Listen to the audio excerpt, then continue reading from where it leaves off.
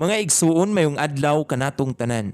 Karon adlaw na usab nga Martes, pitsa 25 sa bulan sa Abril, sa tuig 2023. O karon mga igsuon aniya nakita sa ikatulong nga semana sa Pasko sa pagkabanhaw sa atong Ginoong Hesukristo.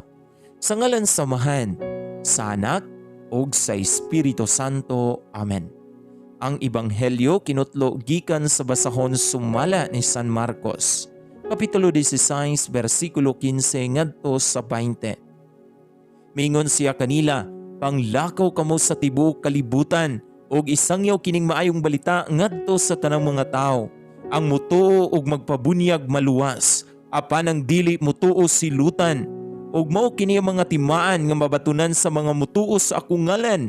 Maghingilin silag mga yawa ug manulti silag lain-laing mga sinultihan. Makakupot silag mga ihalas ug kung makainom silag hilo, dili sila maunsa. Itapion nila ang ilang mga kamot sa mga masakiton ug mga ayo sila. Human makigsulti kanila ang Ginoong Hesus, gibayaw siya ngadto sa langit ug milingkod sa tuo sa Dios. Og nang lakaw mga tinun-an ug nagsangyaw sa maayong balita sa tanang dapit. Mitabang gayud kanila ang Ginoo og nagpamatuod sa ilang giwali pinaagi sa paghatag kanila og gahom sa pagbuhat og ilhanan. Mga igsuon, ang Ebanghelyo sa Ginoo. Daygon ikaw, O Kristo.